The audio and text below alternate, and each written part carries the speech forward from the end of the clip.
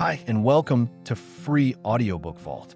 If you're listening to this audiobook, please consider liking the video, subscribing to the channel, and leaving a comment.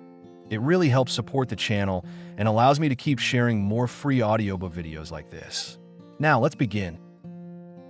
A Christmas Carol in Prose, being a ghost story of Christmas, by Charles Dickens. Stave 1. Marley's Ghost. Marley was dead, to begin with. There is no doubt whatever about that. The register of his burial was signed by the clergyman, the clerk, the undertaker, and the chief mourner.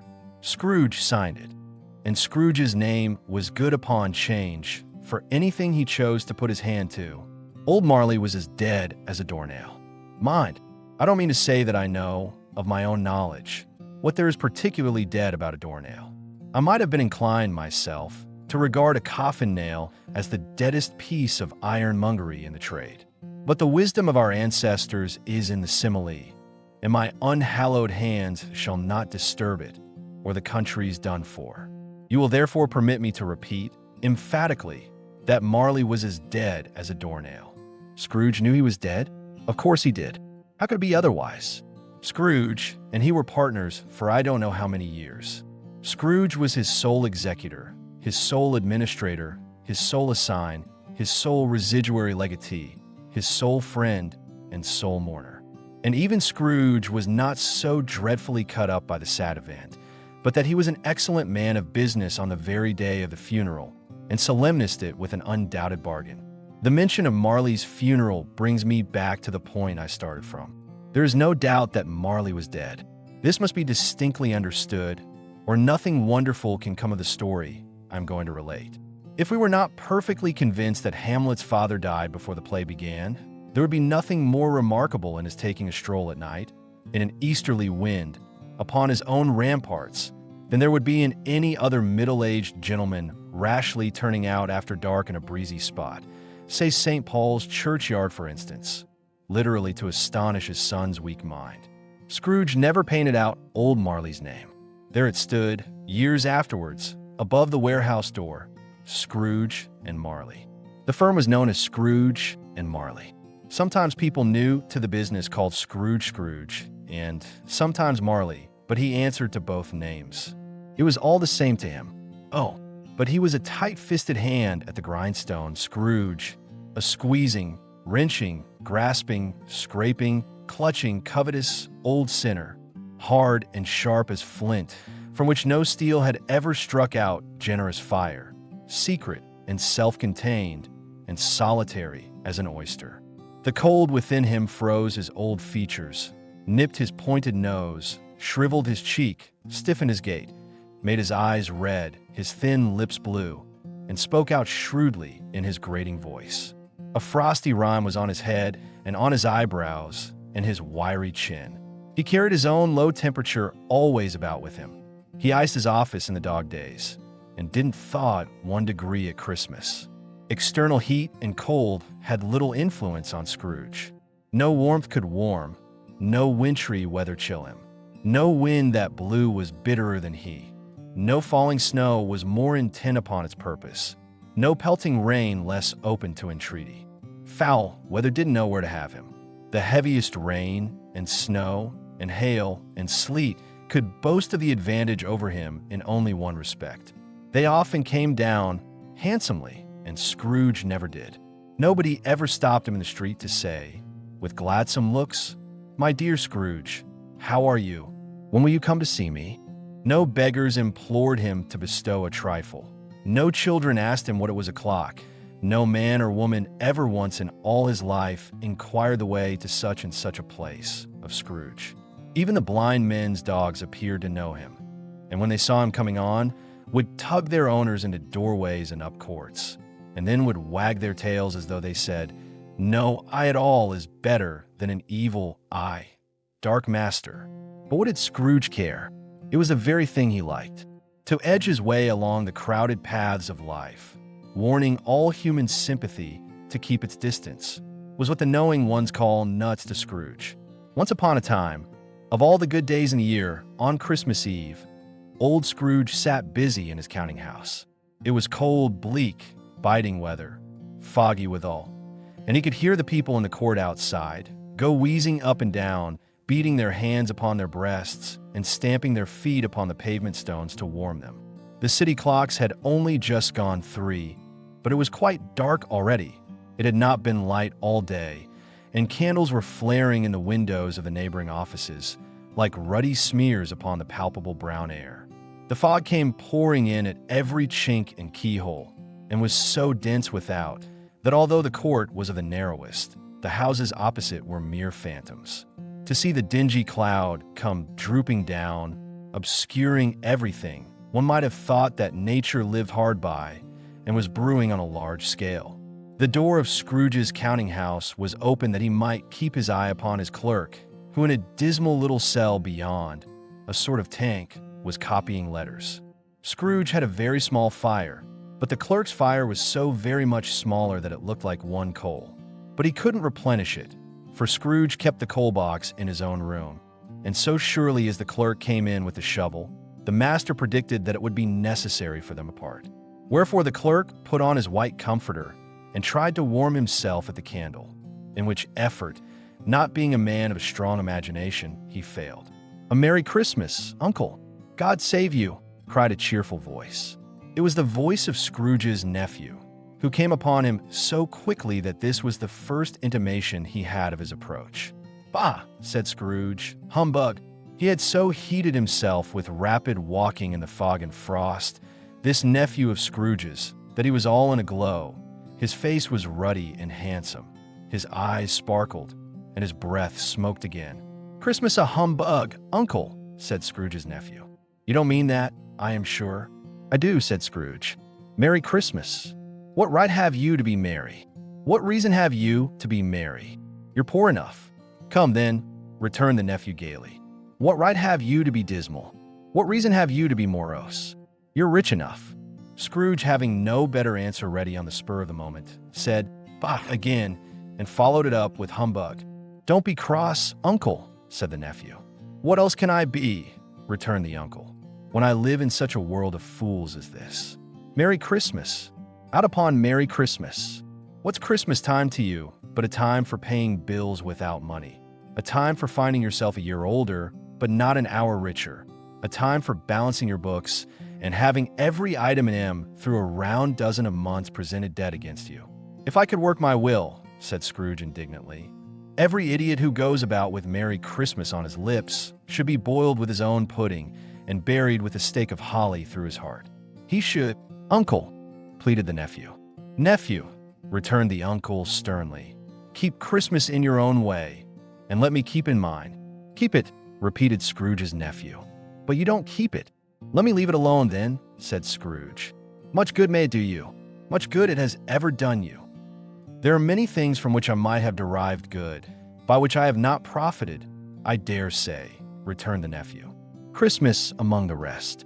But I'm sure I have always thought of Christmas time, when it has come round, apart from the veneration due to its sacred name and origin, if anything belonging to it can be apart from that, as a good time, a kind, forgiving, charitable, pleasant time, the only time I know of in the long calendar of the year, when men and women seem by one consent to open their shut-up hearts freely, and to think of people below them as if they really were fellow passengers to the grave, and not another race of creatures bound on other journeys.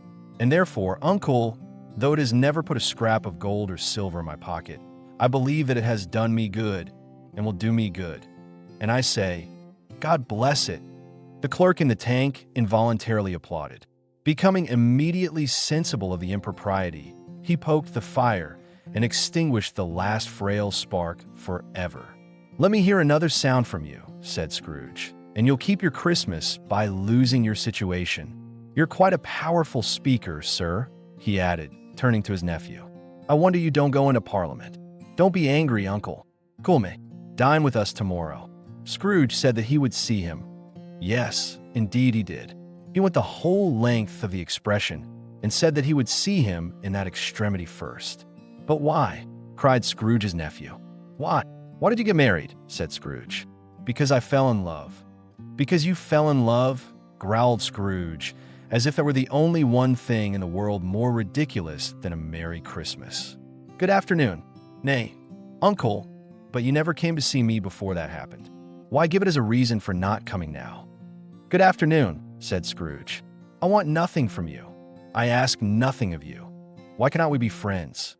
Good afternoon, said Scrooge. I am sorry, with all my heart, to find you so resolute. We have never had any quarrel, to which I have been a party. But I have made the trial in homage to Christmas, and I'll keep my Christmas humor to the last. So a Merry Christmas, Uncle. Good afternoon, said Scrooge, and a Happy New Year. Good afternoon, said Scrooge. His nephew left the room without an angry word, notwithstanding. He stopped at the outer door to bestow the greetings of the season on the clerk, who, cold as he was warmer than Scrooge, for he returned them cordially. There's another fellow, muttered Scrooge, who overheard him. My clerk, with 15 shillings a week and a wife and family, talking about a Merry Christmas. I'll retire to Bedlam. This lunatic, in letting Scrooge's nephew out, had let 2 other people in. They were portly gentlemen, pleasant to behold, and now stood, with their hats off, in Scrooge's office. They had books and papers in their hands, and bowed to him. Scrooge and Marley's, I believe, said one of the gentlemen, referring to his list. Have I the pleasure of addressing Mr. Scrooge, or Mr. Marley? Mr. Marley has been dead these 7 years, Scrooge replied. He died 7 years ago, this very night. We have no doubt his liberality is well represented by his surviving partner, said the gentleman, presenting his credentials. It certainly was, for they had been 2 kindred spirits. At the ominous word, liberality, Scrooge frowned and shook his head and handed the credentials back. At this festive season of the year, Mr. Scrooge, said the gentleman, taking up a pen, it is more than usually desirable that we should make some slight provision for the poor and destitute, who suffer greatly at the present time. Many thousands are in want of common necessaries. Hundreds of thousands are in want of common comforts, sir. Are there no prisons? Asked Scrooge. Plenty of prisons, said the gentleman, laying down the pen again. And the union workhouses? Demanded Scrooge. Are they still in operation? They are. Still, returned the gentleman. I wish I could say they were not. The treadmill and the poor law are in full vigor. Then, said Scrooge. Both very busy, sir. Oh, I was afraid, from what you said at first, that something had occurred to stop them in their useful course, said Scrooge. I'm very glad to hear it. Under the impression that they scarcely furnish Christian cheer of mind or body to the multitude, returned the gentleman. A few of us are endeavoring to raise a fund to buy the poor some meat and drink and means of warmth. We choose this time because it is a time of all others when want is keenly felt and abundance rejoices. What shall I put you down for? Nothing, Scrooge replied. You wish to be anonymous? I wish to be left alone, said Scrooge. Since you ask me what I wish, gentlemen, that is my answer. I don't make merry myself at Christmas, and I can't afford to make idle people merry. I help to support the establishments I have mentioned. They cost enough, and those who are badly off must go there. Many can't go there, and many would rather die. If they would rather die, said Scrooge, they had better do it and decrease the surplus population. Besides, excuse me, I don't know that. But you might know it, observed the gentleman. It's not my business, Scrooge returned. It's enough for a man to understand his own business and not to interfere with other people's. Mine occupies me constantly. Good afternoon, gentlemen. Seeing clearly that it would be useless to pursue their point, the gentleman withdrew. Scrooge resumed his labors with an improved opinion of himself and in a more facetious temper than was usual with him. Meanwhile, the fog and darkness thickened so that people ran about with flaring links, proffering their services to go before horses and carriages and conduct them on their way. The ancient tower of a church, whose gruff old bell was always peeping slyly down at Scrooge out of a Gothic window in the wall, became invisible and struck the hours and quarters in the clouds, with tremulous vibrations afterwards as if its teeth were chattering in its frozen head up there. The cold became intense. In the main street, at the corner of the court, some laborers were repairing the gas pipes and had lighted a great fire in a brazier, round which a party of ragged men and boys were gathered, warming their hands and winking their eyes before the blaze in rapture. the water plug being left in solitude, its overflowings sullenly congealed and turned to misanthropic ice. The brightness of the shops where holly sprigs and berries crackled in the lamp heat of the windows made pale faces ruddy as they passed. Poulterers' and grocers' trades became a splendid joke, a glorious pageant, with which it was next to impossible to believe that such dull principles as bargain and sale had anything to do. The Lord Mayor, in the stronghold of the mighty mansion house, gave orders to his 50 cooks and butlers to keep Christmas as a Lord Mayor's household should, and even the little tailor, whom he had fined 5 shillings on the previous Monday for being drunk and bloodthirsty in the streets, stirred up tomorrow's pudding in his garret, while his lean wife and the baby sallied out to buy the beef. Foggier yet and colder, piercing, searching, biting cold.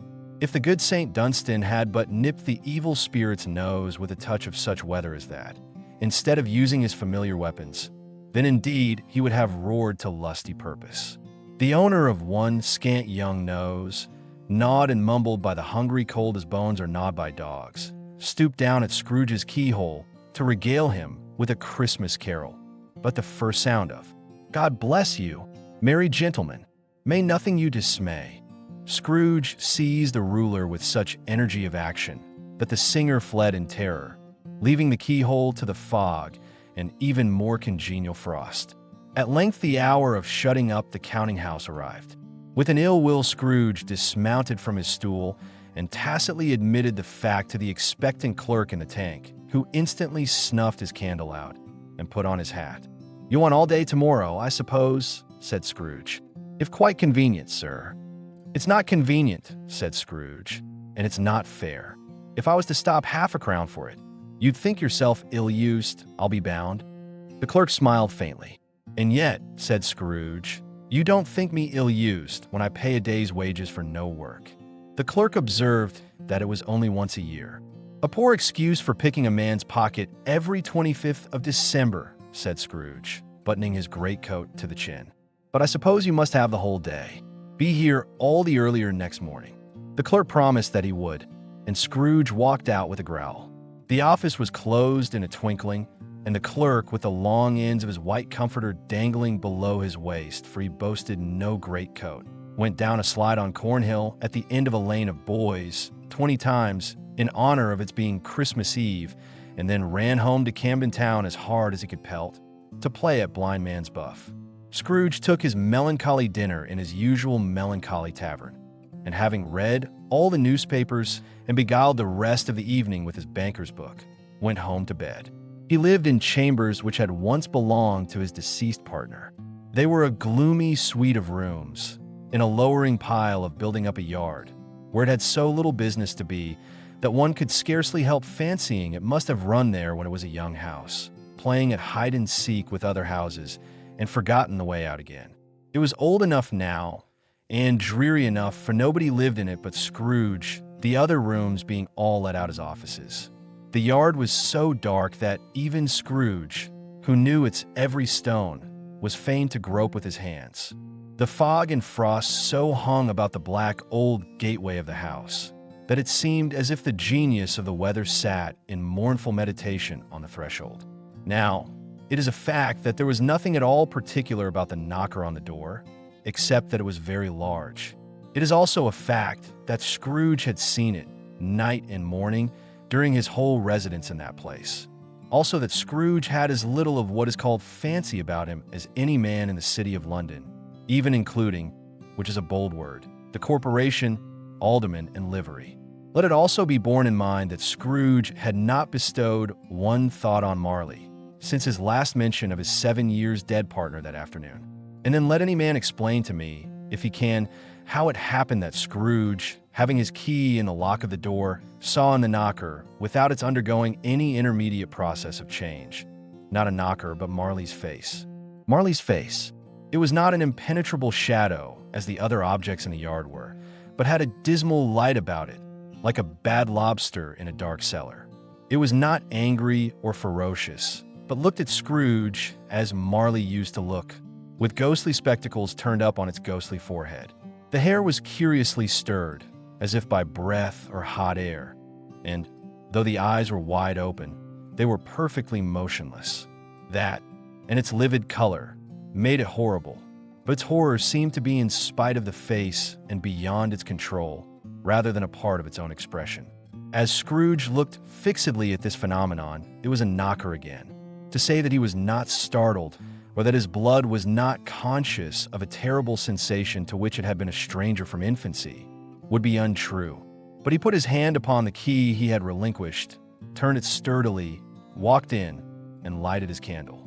He did pause, with a moment's irresolution, before he shut the door, and he did look cautiously behind it first, as if he half expected to be terrified with the sight of Marley's pigtail sticking out into the hall. But there was nothing on the back of the door except the screws and nuts that held the knocker on, so he said "Pooh, pooh," and closed it with a bang. The sound resounded through the house like thunder. Every room above, and every cask in the wine merchant's cellars below, appeared to have a separate peal of echoes of its own. Scrooge was not a man to be frightened by echoes. He fastened the door and walked across the hall and up the stairs, slowly too, trimming his candle as he went. You may talk vaguely about driving a coach and six up a good old flight of stairs or through a bad young Act of Parliament, but I mean to say you might have had a hearse up that staircase and taken it broadwise with a splinter bar towards the wall and the door towards the balustrades, and done it easy. There was plenty of width for that, and room to spare, which is perhaps the reason why Scrooge thought he saw a locomotive hearse going on before him in the gloom. Half a dozen gas lamps out of the street wouldn't have lighted the entry too well, so you may suppose that it was pretty dark with Scrooge's dip. Up Scrooge went, not caring a button for that. Darkness is cheap, and Scrooge liked it. But before he shut his heavy door, he walked through his rooms to see that all was right. He had just enough recollection of the face to desire to do that.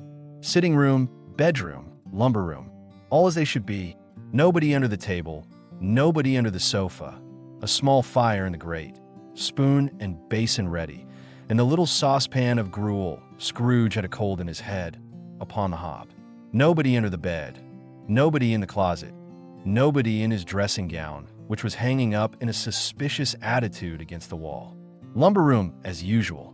Old fire guard, old shoes, 2 fish baskets, washing stand on 3 legs, and a poker. Quite satisfied, he closed his door and locked himself in, double-locked himself in, which was not his custom. Thus secured against surprise, he took off his cravat, put on his dressing gown and slippers, and his nightcap, and sat down before the fire to take his gruel. It was a very low fire indeed, nothing on such a bitter night. He was obliged to sit close to it and brood over it before he could extract the least sensation of warmth from such a handful of fuel. The fireplace was an old one, built by some Dutch merchant long ago, and paved all round with quaint Dutch tiles, designed to illustrate the scriptures. There were Cains and Abels, Pharaoh's daughters, queens of Sheba, angelic messengers descending through the air on clouds like featherbeds, Abrahams, Belshazzars, apostles putting off to sea in butter boats, hundreds of figures to attract his thoughts. And yet that face of Marley, 7 years dead, came like the ancient prophet's rod and swallowed up the whole. If each smooth tile had been a blank at first, with power to shape some picture on its surface from the disjointed fragments of his thoughts, there would have been a copy of old Marley's head on every one. "Humbug," said Scrooge, and walked across the room. After several turns, he sat down again.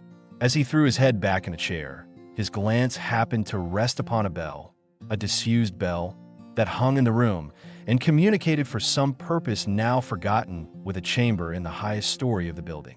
It was with great astonishment and with a strange, inexplicable dread that as he looked, he saw this bell begin to swing. It swung so softly in the outset that it scarcely made a sound, but soon it rang out loudly, and so did every bell in the house. This might have lasted half a minute or a minute, but it seemed an hour.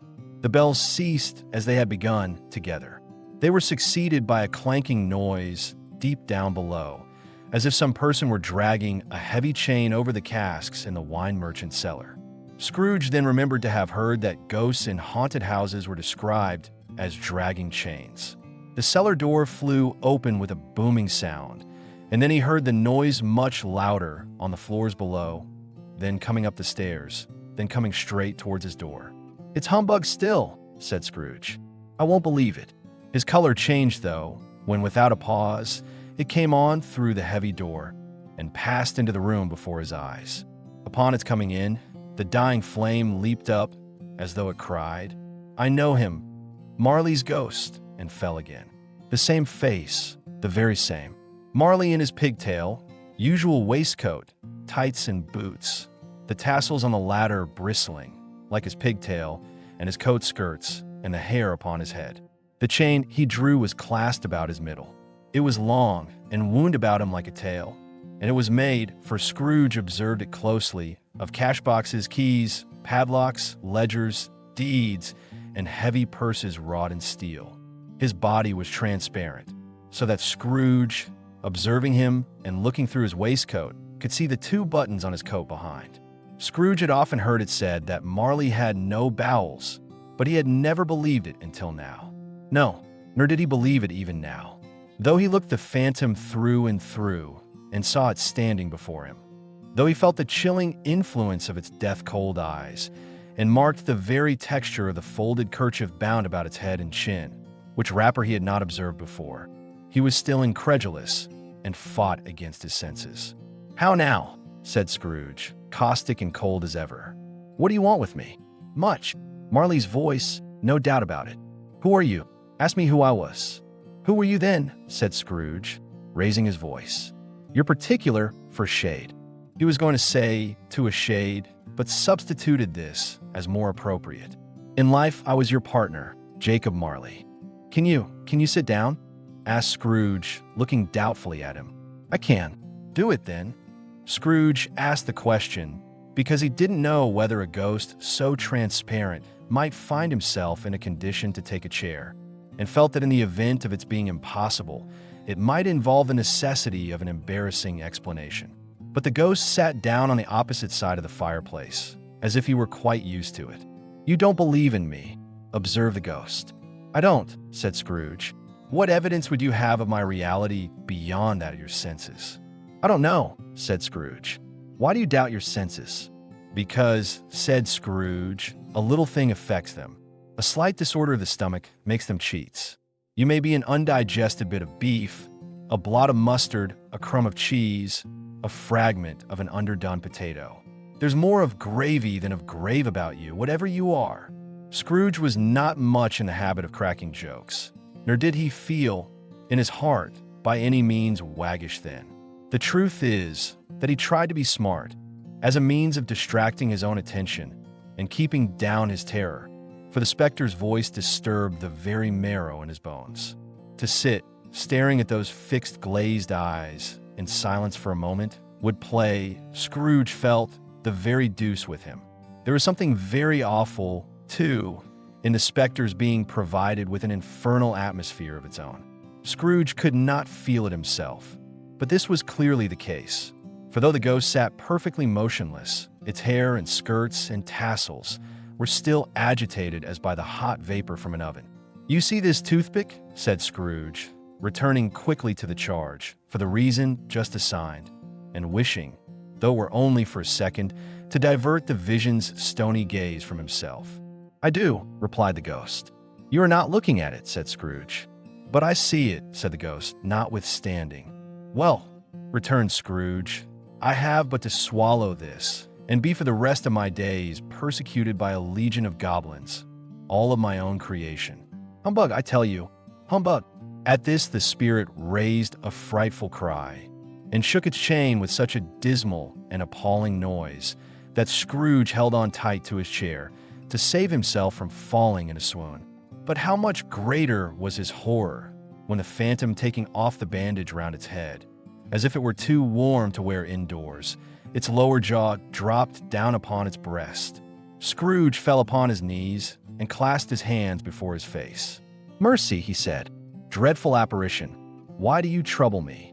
"Man of the worldly mind," replied the ghost, "do you believe in me or not?" "I do," said Scrooge. "I must. But why do spirits walk the earth, and why do they come to me?" "It is required of every man," the ghost returned, "that the spirit within him should walk abroad among his fellow men and travel far and wide, and if that spirit goes not forth in life, it is condemned to do so after death. It is doomed to wander through the world. Oh, woe is me, and witness what it cannot share, but might have shared on earth, and turned to happiness. Again the specter raised a cry, and shook its chain and wrung its shadowy hands. "You are fettered," said Scrooge, trembling. "Tell me why." "I wear the chain I forged in life," replied the ghost. "I made it link by link and yard by yard. I girded it on of my own free will, and of my own free will I wore it. Is its pattern strange to you?" Scrooge trembled more and more. "Or would you know," pursued the ghost, "the weight and length of the strong coil you bear yourself? It was full as heavy and as long as this 7 Christmas Eves ago. You have labored on it since. It is a ponderous chain." Scrooge glanced about him on the floor, in the expectation of finding himself surrounded by some 50 or 60 fathoms of iron cable. But he could see nothing. "Jacob," he said imploringly. "Old Jacob Marley, tell me more. Speak comfort to me, Jacob." "I have none to give," the ghost replied. "It comes from other regions, Ebenezer Scrooge, and is conveyed by other ministers to other kinds of men. Nor can I tell you what I would. A very little more is all permitted to me. I cannot rest. I cannot stay. I cannot linger anywhere. My spirit never walked beyond our counting house. Mark me, in life my spirit never roved beyond the narrow limits of our money-changing hole, and weary journeys lie before me." It was a habit with Scrooge, whenever he became thoughtful, to put his hands in his breeches pockets. Pondering on what the ghost had said, he did so now, but without lifting up his eyes or getting off his knees. "You must have been very slow about it, Jacob," Scrooge observed, in a businesslike manner, though with humility and deference. "Slow," the ghost repeated. 7 years dead," mused Scrooge, "and traveling all the time." "The whole time," said the ghost. "No rest, no peace. Incessant torture of remorse." "You travel fast?" said Scrooge. "On the wings of the wind," replied the ghost. "You might have got over a great quantity of ground in 7 years," said Scrooge. The ghost, on hearing this, set up another cry, and clanked its chain so hideously in the dead silence of the night that the ward would have been justified in indicting it for a nuisance. "Oh, captive, bound, and double-ironed," cried the phantom, "not to know that ages of incessant labor by immortal creatures, for this earth must pass into eternity before the good of which it is susceptible is all developed. Not to know that any Christian spirit working kindly in its little sphere, whatever it may be, will find its mortal life too short for its vast means of usefulness. Not to know that no space of regret can make amends for one life's opportunity misused. Yet such was I. Oh, such was I. But you were always a good man of business, Jacob," faltered Scrooge, who now began to apply this to himself. "Business," cried the ghost, wringing its hands again. "Mankind was my business. The common welfare was my business. Charity, mercy, forbearance, and benevolence were all my business. The dealings of my trade were but a drop of water in the comprehensive ocean of my business. It held up its chain at arm's length, as if that were the cause of all its unavailing grief, and flung it heavily upon the ground again. At this time of the rolling year, the specter said, I suffer most. Why did I walk through crowds of fellow beings with my eyes turned down, and never raise them to that blessed star which led the wise men to a poor abode? Were there no poor homes to which its light would have conducted me?" Scrooge was very much dismayed to hear the specter going on at this rate, and began to quake exceedingly. "Hear me," cried the ghost. "My time is nearly gone." "I will," said Scrooge. "But don't be hard upon me. Don't be flowery, Jacob. Pray, how it is that I appear before you in a shape that you can see, I may not tell. I have sat invisible beside you many and many a day. It was not an agreeable idea." Scrooge shivered and wiped the perspiration from his brow. "That is no light part of my penance," pursued the ghost. "I am here tonight to warn you that you have yet a chance and hope of escaping my fate. A chance and hope of my procuring Ebenezer." "You were always a good friend to me," said Scrooge. "Thank you. You will be haunted," resumed the ghost, "by 3 spirits. Scrooge's countenance fell almost as low as the ghost's had done. "Is that the chance and hope you mentioned, Jacob?" he demanded in a faltering voice. "It is. I think I'd rather not," said Scrooge. "Without their visits," said the ghost, "you cannot hope to shun the path I tread. Expect the first tomorrow when the bell tolls one." "Couldn't I take 'em all at once and have it over, Jacob?" hinted Scrooge. "Expect the second on the next night at the same hour. The third upon the next night, when the last stroke of 12 has ceased to vibrate. Look to see me no more, and look that, for your own sake, you remember what has passed between us." When it had said these words, the spectre took its wrapper from the table and bound it round its head, as before. Scrooge knew this by the smart sound its teeth made when the jaws were brought together by the bandage. He ventured to raise his eyes again and found his supernatural visitor confronting him in an erect attitude, with its chain wound over and about its arm. The apparition walked backward from him, and at every step it took, the window raised itself a little, so that when the spectre reached it, it was wide open. It beckoned Scrooge to approach, which he did. When they were within 2 paces of each other, Marley's ghost held up its hand, warning him to come no nearer. Scrooge stopped, not so much in obedience as in surprise and fear, for on the raising of the hand, he became sensible of confused noises in the air, incoherent sounds of lamentation and regret, wailings inexpressibly sorrowful and self-accusatory. The spectre, after listening for a moment, joined in the mournful dirge and floated out upon the bleak, dark night. Scrooge followed to the window, desperate in his curiosity. He looked out. The air was filled with phantoms, wandering hither and thither in restless haste and moaning as they went. Every one of them wore chains like Marley's ghost. Some few, they might be guilty governments, were linked together. None were free. Many had been personally known to Scrooge in their lives. He had been quite familiar with one old ghost in a white waistcoat with a monstrous iron safe attached to its ankle, who cried piteously at being unable to assist a wretched woman with an infant, whom it saw below upon a doorstep. The misery with them all was, clearly, that they sought to interfere for good in human matters and had lost the power forever. Whether these creatures faded into mist or mist enshrouded them, he could not tell. But they and their spirit voices faded together, and the night became as it had been when he walked home. Scrooge closed the window and examined the door by which the ghost had entered. It was double-locked, as he had locked it with his own hands, and the bolts were undisturbed. He tried to say "humbug," but stopped at the first syllable. And being, from the emotion he had undergone, or the fatigues of the day, or his glimpse of the invisible world, or the dull conversation of the ghost, or the lateness of the hour, much in need of repose, went straight to bed, without undressing, and fell asleep upon the instant.